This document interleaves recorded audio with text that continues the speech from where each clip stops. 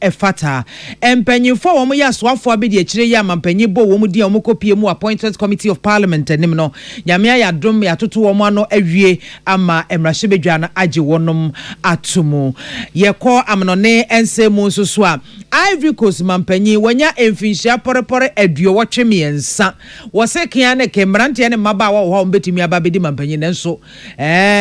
upanyi wuni hwe kura no wa ya batwe wo besa gina mu biemu na wapre mampanyi adwa ebusia wei ene nsankan ahodo ena no peya bobo ni nyina no esinkonwa ede ebesomo yemfa seda eni kabia ema enwumako ye First Atlantic Bank se mimisa wo wankasankasa no ade pa na atumi ede ehwahwa ho ai wo sika kra bia wodo ho atoso a ubetimi agina de onsase ubu pampam se meme bank we die meditene so a me sore sa wo ye obi a wodo ho ato First Atlantic Bank so a ubetimi edonsa esubu saa isan se womo ye bank ye nei eba digital banking ya womo esumu takrache womo ben ewo mu papa it is all pesa wo fa digital kwan so na wo ye investment akase ne mu nketwa na wonya esomfa so bebredi a fa wontoma ekobo First Atlantic Bank de anno womo womo mobile app internet banking USSD ene platforms ahodo a ewo mo akasa akache womo ede boa wo sebe ya usika sem no betimi ehuna no enti womo eye busua domo a womo ye the Purple family enti ufa wontoma ebebo womo de anu na so Purple experience no bra bejibi womo san ye 2-time digital bank of the year back to back menua yenka de biem ne etimi convince fa wontoma kobo First Atlantic Bank de anu refreshingly different ene na bodni midima for eba center so enie was say bomodia se yade bia etete wa brabo no wo mfantena fie emfansanche domefem enya hohoho entototo enro bia ya wankasankasa no wani je ho nanso ntimi emwawo bomoden se obeba midima for heba clinic na wo ba wo mbesa yade no etuase kra Dr. Time da so at the time beto yare no so time ni bedru no na yade no ebuna ketem adwane ko wo mo ewo mayira ya ewo pokwase obetim ni wo mo edingita wo 0244774282 and a 0500727215. Na yanko buying stain remover ya J Buying Company Limited ede abba na buying stain remover yi eye drosonkwa yede epepa efom se bia o tiles so o terrazzo walls ne floor tiles na se for no enkekan wa kekemu ama wo pepa kra se jesaye bisi basa ngungunan eti obi wura wo dem obi wura wo hall o kitchen ne ade a wose wuni huni esansan kekan wa no adoso dodo eti Mr. wa sa wo pese wo fie ho no mo ete nwan de a ene me kanfo je buying ne buying stain remover no ede amount o toilet bowls obetimi de atwitwim kama ena afi wo sink no mu a enkekan wa ayemu bebre o kitchen o stain floors ahodo ni nyinara say ye tiles say ye terrazzo obetimi ede apepem enti mu amoye hotels mu amoye restaurant offices ahodo no mo de ase mo sabeka buying stain remover bi na etimi aboamo upebi ato a okọ Melcom shops ahodo nyina mu any shop bia eben wo mu a onsa ebetimi aka obetimi afre JA Buying e wo 020-814-2913 and a 0541-808-096. Buying stain remover or say clean tough stains with ease. I was saying what this week chocolate drink and I you here. Enso she nyumeku ya daroma ena ota echi me de kasebo no abesomo midi e de mame biama kwafo afe ensem no ne nchire mu akasa enim His Excellency John Dramani Mahama ena ode to ebiman nyina enim ese womo emfa emmra nhye yahudo bi enwa kwam obetimi aboa na obi a etimi aka ne boso asem ya onkodi obi atema na se onko kasa ntwine mum no ensem bi a ehia se yetimi eka bie no wiase ana se bibi man nyina de hye no wo mbetimi akabie na timi aboa ama saa ehu ena afenhye so kankan ya emmoa no saa de ni nyina afi hono mo mampanye de sansemi ekotu edwa ɛwɔ high level dialogue on democracy, human rights and governance in Africa. Yeah, watch us away any dia to so edu emiensa ebimemu empanyufo twetwewuro wo mu nyina agitwi eba dwumadie no asibie. Mampanyin kase mu no osan ede ato wo mu a etwehye ho no mu nyina enim se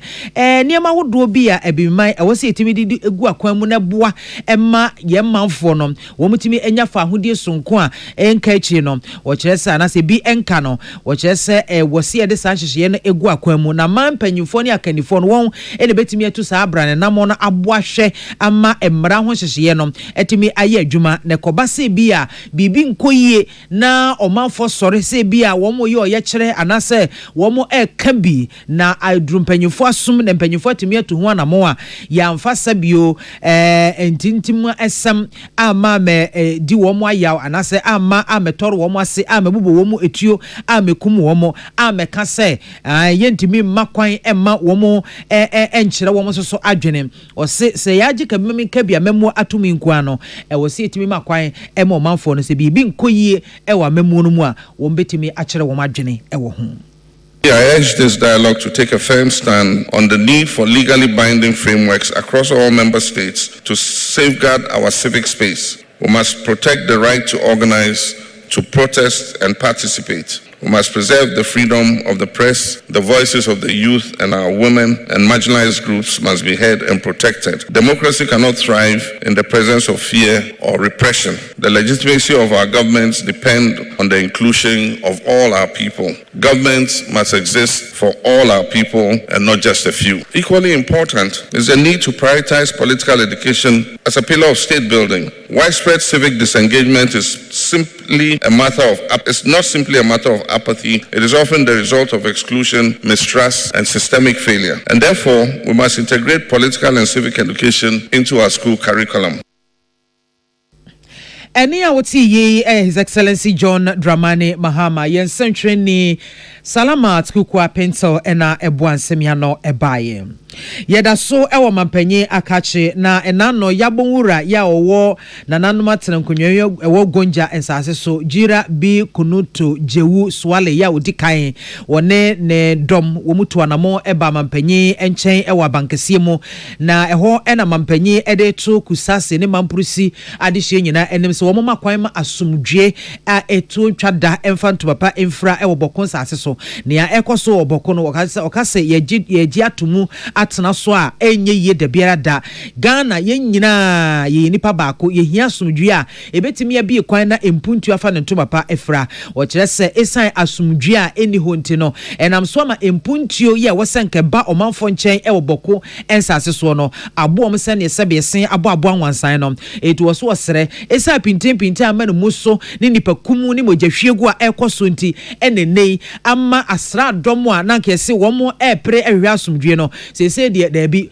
wo mo bese wo mo hye won kete se omanfo no empede a ene oman no ebe hye won ama asumdwe no wo mo age atum ne no ena mampanyi edi tu dwache mu se koduru sam pempenso no a na ekame se enipa bebre no a ena omo ebefa ayaya ade ahodo emu mampanyi fa so edi tu dwache mu se ne a ekoso ne ha adwene so omanfo no ehunu ensunsanso bone a ede bade a ene ono ya oyɛ mampanyi no eka mo aduro mo asum esenia ekoso no emmoa omai Ghana enti se wo mu betwa so a wo mu entwa so animu yeyi sei untimi nkwa ya asabia isansa nurse fo ne doctor fo mu nyina suru adesuafo ne yegro wo mu ase atopre yi wo mu soso ye tutu school mu enti omanfo be yeden akyekirefo bi asuru enti hwan ene beko se me kɔ bɔko nsase so akwa ye adwuma ewo ho enti de wo mu ye no so mu nim sunsanso bɔne a ewo ho de a ene esunsanso ne bi ena ahyase a ededi no. Your Majesty, there can be no progress without peace, and I wish to commend you for the peace that reigns in Gonjaland. It is my wish that other areas will learn from the peace that Gonja enjoys. So I take this occasion to appeal to our brothers and sisters, Kusasis and Mamprusis, to give peace a chance. We cannot accept this current situation where students are shot in school and killed. We can't accept the current situation where teachers, public officers have all run away from Boko because they are afraid for their lives. Mampanyi amananso honom a ofaso editu dwachemu se saa boko asumdua anyway wabomode ede ehun totoye ene ehun akwan etimi ahye krobia sante kotoko hene otumfo setu otoso mienu King Solomon ode asine nice ya ogusua etoto niema bribia woni di hu nkomo ebisa no pempenso aduru ema obomu kire ne se baabi ekone de ekoyie pa na afi eba ne sen yeda yanto anka ankosoro ena emu asan ahwanyan enti mampanyi fa so editu nkroto ahodo a ewo boko na nanoma trankonwansa ase so nyina enim se obi ehunu ni nua anase obi ehunu ni yonko se ni nua en wo srem panyimfo a wo mo so anu duduburumu ewo boko ene ne mpotemu nyina ese emfa ho ene kasa wo ka emfa ho ne se de awudibia esitie ye nyina ye nipa baako ye nyina ekitabotaye baako a ye pre akoye nim na se de enkabomu ye de ahofama ye de oman ho do esi ye ni so a ene de betimi aboa yen ama baabi ye pese eduru e wasomdwe mu no ye betimi eduru sesei oman Ghana bambo ho nsem no atochema kakra entima boko so wo mo fama metoso ma anyema nkoye hwanyan ema aban ne sebe wo mo nyanya enti wo sre ese ebraso se wo mo makwan ma asomdwe eba. We have given the mediation efforts to Otumfo, and he has briefed me constantly on the progress that he's been making. And we are almost there. And so the current fighting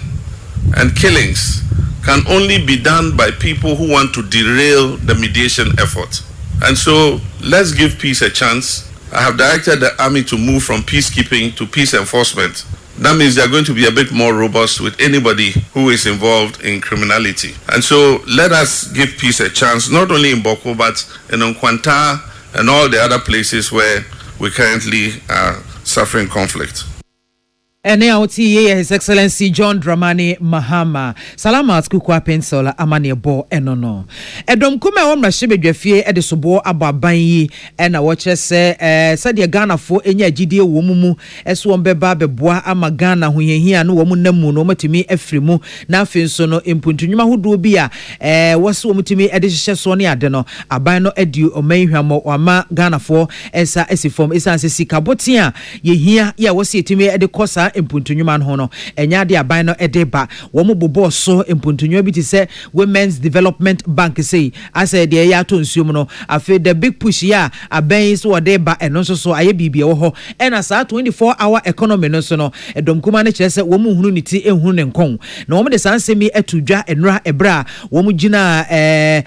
gina ye efrens antwefo nhia mu a Dr. Amin Adam kane so afo no hwesi kasem ho toto yeso wone ensantwefo kasaye Dr. Gideon Buakota no not mrashebedwani ono so ne ensantwefo kasaye ena ofuase ayire bi mrashebedwani ono abokodwo ponkroma ono so ne ensantwefo kasaye wo saa asem krono a eho na Dr. Amin Adam editu dwachemu se sikabote $279 million ya aban ebodin ewa kohomesika no emu a woche se wode ko gold board mu no wode akwakoshe gold board mu no yes sika foforo bia enfre chire emai na chesa akwakọ se o meisi kakra bia batan Bank of Ghana womo ena gold board ho kane ade nyina no womo efa.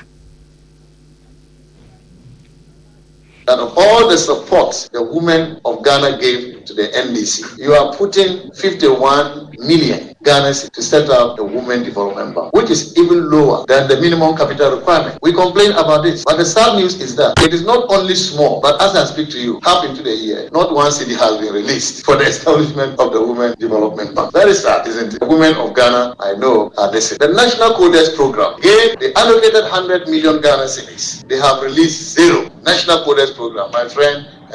Minister Sam George is upbeat about the National Codex Program, but how is he able to implement the program if the minister has not released funds to him? And this is why I believe it hasn't been launched, or has it been launched? It's been launched. It's been launched. Yet no city has been released. And then big push, the famous big push. We have heard about big push all the time. Yesterday on the floor of Parliament, we heard so much about big push. 13.8 billion Ghana cedis allocated for that. Again, half into the year, not a city has been released.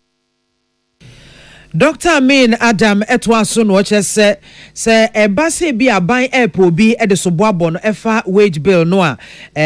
mu atre ekonanim no ho a ma aban emfa so bo emmo aban dada no na wage bill na emu apagya ni nyina ho so bo gina efutufo bebrebe ya mampanyi de wo mo etwa ho ahia ya wo mu tunufo nti ase confusion aba eno na nam so ama wage bill na tumi akọ enanim. How about the recent recruitment of advisors and special assistants and media specialists, communication specialists? How about them? If the minister wants to know the reason for the excessive wage budget, he should not look far. His office alone has countless number of advisors,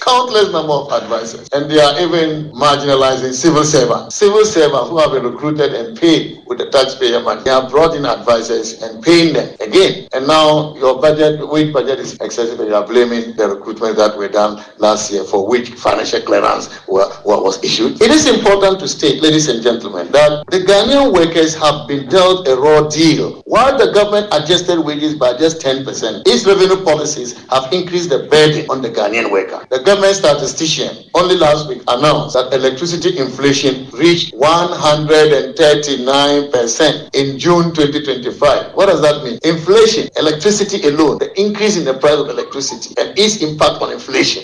alone is 139%. This is historical. Ene awoti kane photo former Omai Ghana Dr. Amin Adam Emmanuel Akole ena William Gentu ene Buansemiano ebaye yeda so ewo mrahye bedwafie na mrahye bedwafo womo apene so ama empanyimfo edwetwe robia mampanyibo womu din ese womo meya soafo abedi akire womo ede womo afemu bra womo kopie mu ewo appointed committee of parliament nim meye toto womo ano nenra ena yedu womo ho asem nyina ne report ne ade eba beto mrahye bedwa no animu a womo eje etumu na sampanyufo Yera James Jache Kwesen ono okọ yeso afọ abedi akire akọ amanone asoye no afei honorable Dorcas Afotofe ono so kọ yeso afọ abedi akire ewo Ashenka asoye honorable Mohammed Adam Suparu ono so akọ yeso afọ abedi akire a okọhwe enkitahudie ensem so ne abefo kwantempo a yefa so edi nkitaho ena honorable Dr. Grace Ayensu Dankwa ono so ekọ asoye akọye so afọ abedi akire wasoya wohwe apomuden ensem eso na yenti said the first deputy speaker of parliament honorable Andrew Amwako Asiama wono enenra wotena adwam ehwe eje sa report no etumu no okae.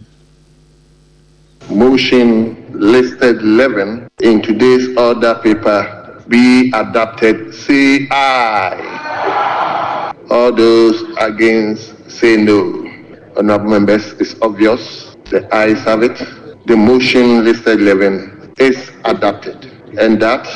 this honorable house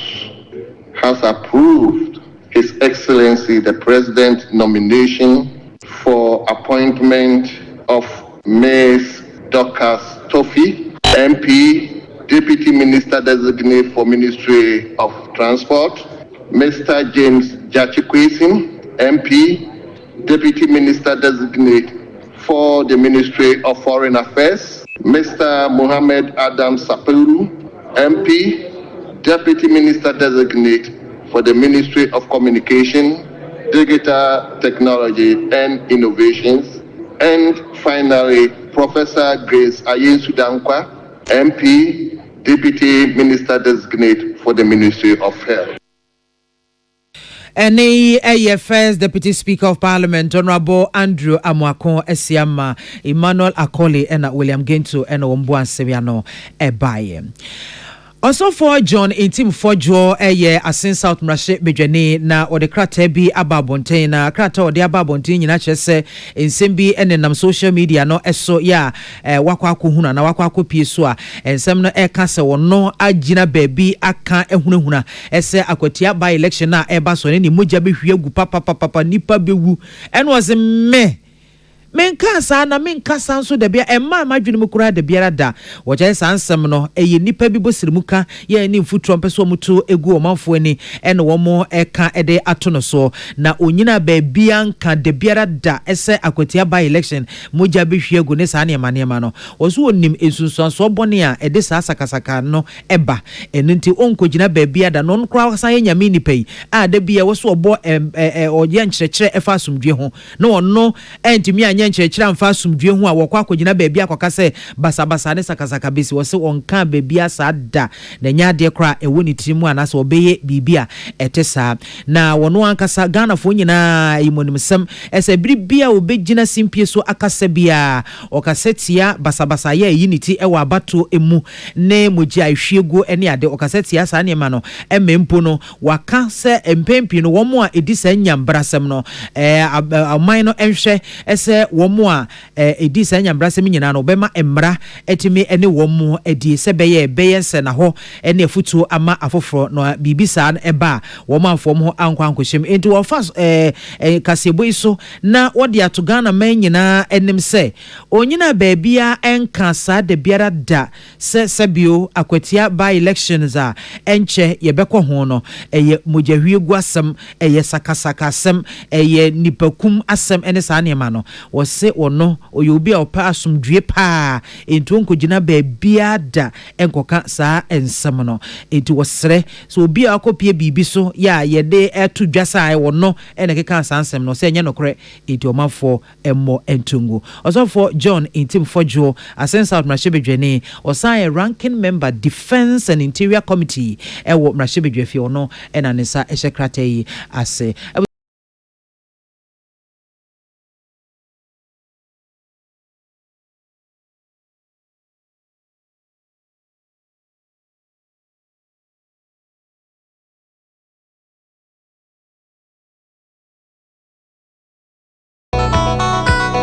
Manfo, the Amoka Tre Freddy's Corner Home Appliances Hono, or the Abba Freddy's Corner Home Appliances Center. Home appliances are a ye papabia, a biwo Brandsbane, Media, Samsung, Kaiwell, TCL, TV, air conditioner, freezers, fridges, water dispensers, and Nidia Keka home. Niaubenya good warranty dear. Ko Freddy's Corner Home Appliances Hokokomemle. CCTV a Boama monitor of properties, any business at anywhere in the world. CCTV a need daho, a wood detector, clear pictures, Wi-Fi connector. Ultimate connector my phone. Now monitor baby a wo wiasibia. Freddy's Corner Home Appliances Abeka Freddy's Corner e Joshua Hodwa or Tom phones any home accessories no. Fresh 0544 959195 and 02079373323 and now so Brakoko Memle City Light in Chehwa. Na ya can discount any achadia. Ubetiasie. Freddy's Corner. Home of authentic home appliances, phones, and its accessories. So I come a show, and I bought peri, the Brunican hardware one. At the end of the say, that's how yams were Timsway. Weber packing a farmer, Martin's liver salt, Chakway, and Tem, as she and Shagu glass at a Martin's liver salt, no back one, no, dear goom. Uber who say, who a glass in the moon, now one no. Martin's liver salt, you an orange flavor, and a bacosia plain. One more Hobato, Nemum Edina nu na hunto wa who doctor. Herbal and Alternative Medical Hospital Bena Black History and War America, China, Africa, Ghana and Penifua Bonabaso say, or say a real moment for Tiapopa. Amin Scientific Hospital. I had a sabia, or one Fidian was so, Yawudaswa, and Fidian Chiro Yadi, Nanua Sanso Sao Yadi. Amin, expert or Kwan Kroyaria, one run when nam. Now, what Dr. Fonia Nurse Fonso, or what Sima? Amin Scientific at the Herbal, Homeopathy, Naturopathy, and Reflexology, na, as Sayadi. So, one I will pay, and I are to same pa, Yamia Dumunti, Yaria expert. Amen Scientific ebe boama inshallah ohwato na wonso dia dance said the Ghana Fonia brochure for be dia dance no Accra Amen Scientific ewo dome Obersnet Flats and Alashibinso our Klagon ebe Shaman Road under bridge ope o krabata p free non sure dia ben wo 0245275254 ana 0207229505 Amen Scientific Herbal and Alternative Medical Hospital Allow Shafi nyamene yaresafo. Tune it in, turn it up, Peace FM, and rip off the knobs. Abusianfo ya to akase abono so ne akowie wo amanone ensem emu na Ivory Coast mampenye Alsan Watara wa ba bonte dia ba betudwa ese nyame ya doma October aba oman no ekoto no oba beginam bi na wako ne mprenan eso na wode krata eba bonte a wo chese wo msi wanya mfinhia ede wotwe miensa de ne so na pomudin CP esi tapa ntende ma omanfo emu hu se bia wanya mfinhia ede wotwe miensa ntina waba akora oni ahode ne ade wo so wa hodin gina na so say pinti na Yura Watare wɔkyerɛ 2016 ya wɔn ɔman no ɛyɛ amamra ɛfoforo ɛgye ɛtumu no ɛma no saa tumi ne sɛ afi aba no obetumi akɔ akɔgyina bi na wɔkyerɛ ɔne afoforo ɛka no ho ɛne no ɛba besi akan no bi ɛna nka wɔn ɛkɔ nanso no wabra wɔn ɔyɛ opposition foɔ no wabra wɔn sɛ wɔn bia ɛma bɛgyina na saa wɔn a ankɔm ne ɛba bɛpere mampanyi adwane bi ɛyɛ kane mampanyi Lorem Gbagbo afi kane mansoafo Soro ɛna kane soafo ɛyɛ Tijani Thiam na enra ya ɛna Thiam ne opposition mpanyifo ahodo no nyinaa wɔn ɛba abɔnte de bɛto dwa sɛ nyade a Yewura Watara ebetimi ayi wɔn asi nkyɛn da bia da sɛ ne etie bia so mutimi ɛde wɔn hyɛ abato no bi na wɔn soso egyina ɛpere mampanyi adwa na saa enra no a ɛna Yewura Watara yi wɔde ɛto dwa ɛkyerɛ mu ɛsɛ nipa bi ɛyɛ wɔn adwene sɛnka August bosom ne da to sonson wɔn bɛyɛ ɔyɛ kyerɛ opposition foɔ no wɔn bɛyɛ ɔyɛ kyerɛ na asɛm a waka no wɔn atu agu ɛnso wɔkyerɛ sɛ saa ɔyɛ kyerɛ no wɔn atwam tintontan wɔn makwa mu bia nyɛ ɔyɛ kyerɛ ɛwɔ man no emu na opposition foɔ no ɛkyerɛ sɛ wɔn a mampanyi Watara ahyɛ sɛ wɔn kwan ɛmom nyina ɛmpere mampanyi adwane bie no saa foɔ no wɔn ɛyɛ ɔyɛ kyerɛ ɛde atia mampanyi na asɛm no yɛ gyina wasie no sɛ bɛ ɔbɛma kwan na wɔn so etimi akwakọ gina bi nempo no oman na abato ekrata ya na buku ya wo mo hwem ato aba no wo mo ehwe so betimi ayemu hwehwemu fikọ pa sanse nipa dodo okure wo mu no omanfo no esusu se aboroso atra so kra na Yewura Watare kane no ye banka na wo hwe ne mu ese enkunim abote no obehim no October abosom no emu bra wo mo ato aba awie na kyese emfie 9 awodo 9 ena watena oman no eso na ochese saa emfie 9 ahodo enan yi no oman no economy no omusika sem no madwade ne anyini kɔ na nimpa ho mabupa be sensia de emu apagya yie na sesei wokɔ oman no emu a ekame ese amanyosem mu eyimu ne adentina mahuruye asɔre ɛwɔ hɔ ya sesei wahyɛ sɛ opposition fo no ya mo kwan ɛma wo ema megina emepere omampanyi adwa no ebi na wo kyerɛ sɛ enam so mo manfo no ɛkae efirifie mpemienu ene du ede besi mfimpemienu ene edu eba akom sei mentem wase esore ye ewa amanyosem ma nipa bese mpemiensa ene fam ehwere wo mo enkwa eno danchen so a efimpemienu ene aduo no ebra Yewura Watare wo ye na dwene se wo ba ne mpreto so emiensa so eno so basabasa yesi ema nipa kumbi ekoso ne ade a wo kyerem se wo mo empese saa ade na esisi ye mri bi atwam no ebi besan esi ebiem sese nipa bese opepe nwotwe chiriponson a wo nyina ye ko divoafo ene wo matwere wo mudin se nyame ya adom a October besumi no no wo mo ebekwa kotu ekogina simpianim akoto aba eyi mampanyi efoforo enam so ama asomu akanifo ahodo ya Kali Bishops Conference ka ho ebie wo mo kyerese nia ekoso horo ya asore efa amanyosam ho ewo man no mu no empanyimfo hwe entimi nka se be ya asomdwe beba ansana wo makogina simpianim akwakoto aba na miwie ne krakra ewo agodie mu nsem emu edonkuma wo mrahye bedwafie wo mo abomoden atam sikapudo 100,000 Ghana cedis ya ye wo mo ede akoche Black Queens wo mo timi ewini bronze ede free WAFCON tournament no emu ede ama omen wo mo kyese ye nimunyam hyekese pantie nra na kyese wo mo eda sa odoye di ede che Ghana Black Queens no efa modern ba wo mo eboye wo mo toso miensa wo 2024 Women's Africa Cup of Nations no emu na sesikai wo kyese yade a eko ede ama Black Queens nkwa wo mo adia edi wo mo ko na kyese wo makodwudwam akwakoche na minority leader Honorable Alexander Afenyo Marken ya wo di sika na emaye no eno kyese misuman enemani wo mo mpese sika no ehye brown envelope no nipa bi befa sebu akwan bi so abekasa wo mo boa papers kora na wo mo atwa ede agum ni ade nti obie sika no so yi ni nyina eba abonte machese obia eni twemu bi na odane ede hye wo mo ensa Ghana ya pre ya hu bia emfie poroporo enso entamuni senka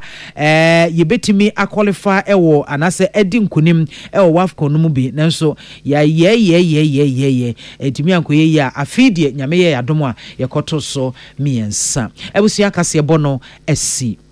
midin ede mame bia makwafo me na metena se edeka sebwe ebremom edi aseda eni kabia ema medima for herbal clinic won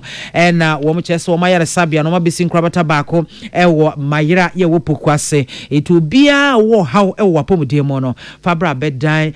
medima for herbal clinic Dr. Time da so obesetting the time no kama edi ato yare no so ebedru ho no yade no ebebuna ketem adwane afri nipadua no na wanya ufa hodie obetim no madi nkomo 0244774282 and 0500727215. First Atlantic Bank ni was refreshingly different ene na budni o Purple Bank digital bank ya wo ma ben o madwuma yimu a eye First Atlantic Bank fa wontoma ekobo mo dia no na unno ho de biara da and yenko JA Binding Company Limited for enchen or the bind stain remover aba we eye du papa ya etimi yinke kanwa etu efi ya aka yen tiles so yen terrazzo floor walls ne na se fo nyina ho no ebeyi ho no mo ate ho wan ama ehunidie afa ntuma pefra ewo fie etimu amo hotels restaurant mo offices ahodo shops ya wo pese ho no mo ete wan ke kanwa ke kanka o floor tiles ne wall tiles so no Mr. Bouncer enka bind stain remover ya J Binding Company Limited ediaba na beboa amehonum nyina atese nwan wo pe bi ato akọ Melcom shops ahodo nyina mu ukwa obenya bi na shop bi anso a ebe wo no obenya bi ato ewo ho frɛ won ewo 0208142913 and 0541808096. Bind stain remover, clean tough stains with ease. I was here for your this way chocolate drink and paid you here. So she you make da man no boy chidom yede kasebono ebesom yada mu nyina se amamumo enity. Welcome to Wednesday morning. Welcome to Wednesday morning. Peace FM 104.2